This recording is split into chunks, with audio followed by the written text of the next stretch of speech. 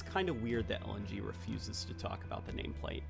No, I wouldn't say it's weird that I refuse to talk about it. I'd say it's normal, because I don't know what it is.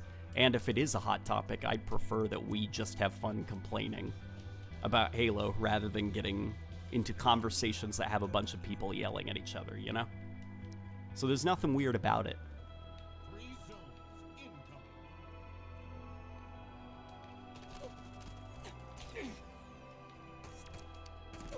But I'm definitely going to figure out what's going on with there, because people are talking about it a lot.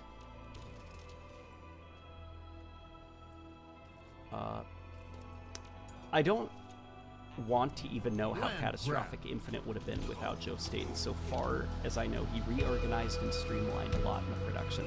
Well, from what I understand, a lot of the game was already set in stone. What he did more or less was get it over the finish line. And definitely within like game development terms, there isn't a lot that you can remix in like a year. Because I'd assume he has to have a couple of months to figure out what the game is and go over the team and the workload and stuff, and then by the holiday season of 2020, that's when it's like, okay, here's the plan going forward. Here's how we're going to do it. Here's how we're organizing production. A lot of that stuff has already been planned. You know, he can't suddenly come in and be like, campaign, it's a mess. Scrap everything. Atriox, he's now dead. Or this and that, and get the Marines working. Like, that stuff was already in development. It's very costly, as well as very, very time-consuming to completely overhaul something in less than a year.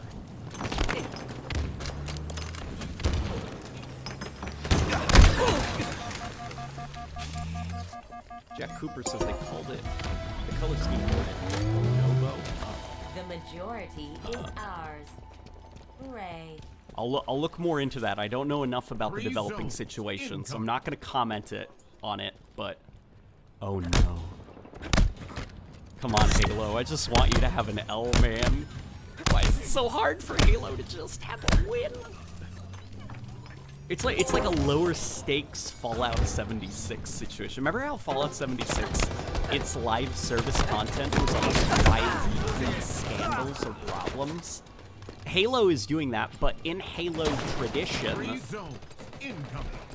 the controversies are coming out with long stretches of nothing.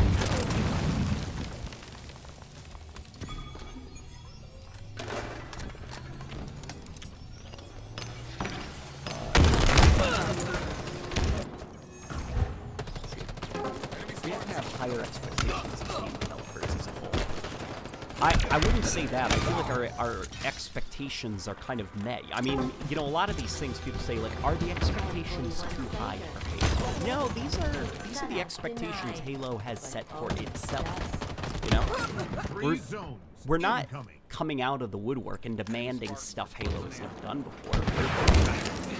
We're just asking for stuff Halo, it was a given Halo had. I think what needs to be done is, I think, I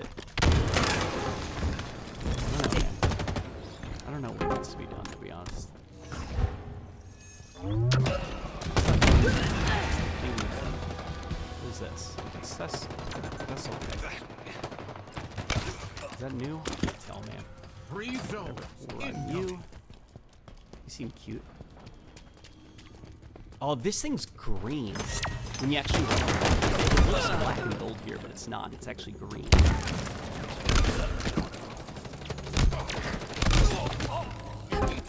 Yes, I liked this. I was excited about this. Makes it look a little bit more UNSC-like. Granted, this gun is not made by the UNSC. It's made by some outer colony, but it makes it... It looks more like what human weapons in Halo are typically colored as. Look, my first sniper rifle coating, because I'm not buying any of this stuff. Let's see if I got that med kit. Yes. Yes. Yes, yes, yes. All of you, yes. I like that Halo C medkit, and well, no, that's the Reach medkit, but it's fitting because I am currently doing the evolution of Halo's medkits, or health packs.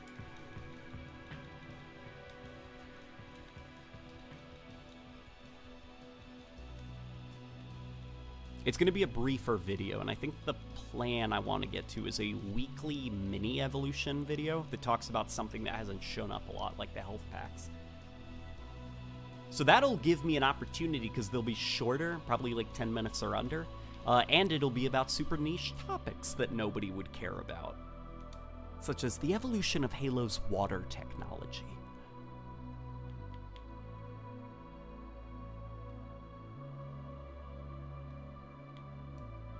Alright, let's go land grab more of it. What happened with Reach? Okay, so it is a combination of trademark stuff via the Red Cross, as well as the Geneva Convention of War, which is the Red Cross symbol for medical stuff that's copyright. Also, it's used during times of war to signal to... It's like this universal thing where everyone kind of understands, got it, Red Cross, those are medics, don't fire on those guys. Also, it's now like copywritten, you know, the Red Cross. So it's like you don't want to genericize something that's copywritten, otherwise it's like, so Transformers, the franchise, does not use the term transforming when they describe the, you know, the robots turning into cars and something. They say converting, because legally the term transforming is so genericized. There's so many toys out there. They can't use the name Transformers because that is copywritten, but their toys transform into other things. You know, you can't copyright the term transforming. So in order to minimize the risk of the Transformers brand itself becoming genericized and them losing the rights to it, they refer to the Autobots and Decepticons as converting into robot mode or car mode, which is stupid. Converting is dumb. Don't say that. You guys are creative. You can come up with a But it's kind of like that. You don't want to genericize the symbol of the Red Cross. Otherwise, at what point is it like a thing that you can hold a copyright? The public uses it.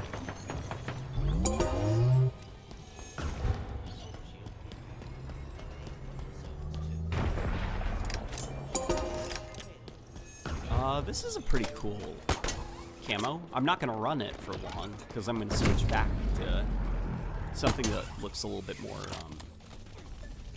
makes it look a little bit more Halo gun. It's weird because in Halo, I prefer the brown, boring military colors for my stuff, just because, you know, I have like memories of Assault on the Control Room or something. It's like, that's the look of the UNSC tech. I don't want to paint bubblegum skin on it, but for those who do like it, it is there. It's pretty cool. In fact, Halo could probably actually do with like, stuff like that for variety's sake. Because Halo Infinite, its cosmetics are, you know, if Halo Infinite wants customization and player agency in the forefront, it's not doing a very good job. Of 3 zones. Boo. Oh boy. 3 zones incoming.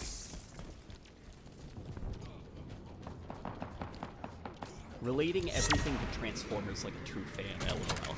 Dude, I'm a fan of Transformers, man. I have a lot of opinions about the Transformers franchise. If we wanted to do a full Transformers stream where that's all we talk about, what are we talking about? The Unicron trilogy? How much Transformers Energon sucks? We're gonna talk about Prime. We're gonna talk about Animated, the Michael Bay movies.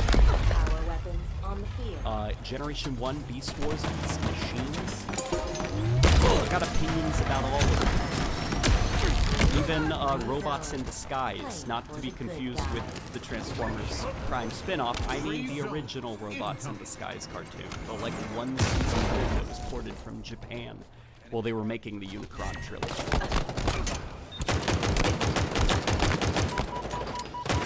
I like how you just... Oh, I can still do the Plankton.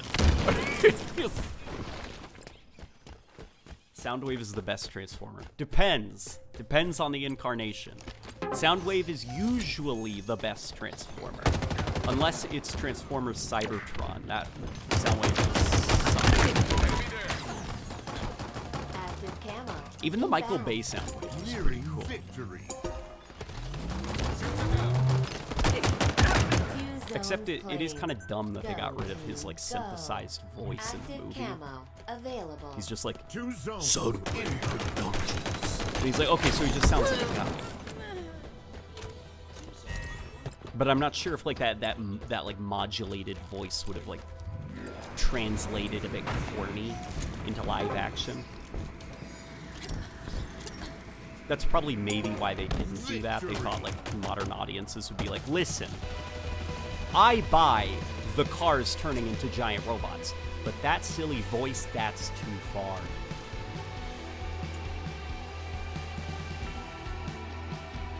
What's your favorite designs and why is it Prime? It is not Prime. In fact, it is not even remotely close to Prime.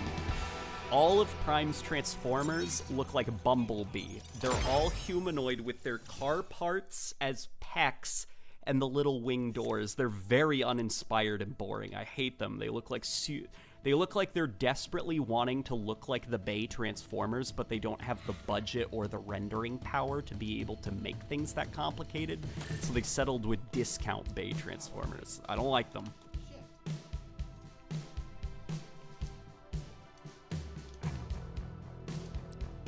Do the Plankton. What should I say is the Plankton? Kiss players. No, we're not talking about Transformers Kiss players.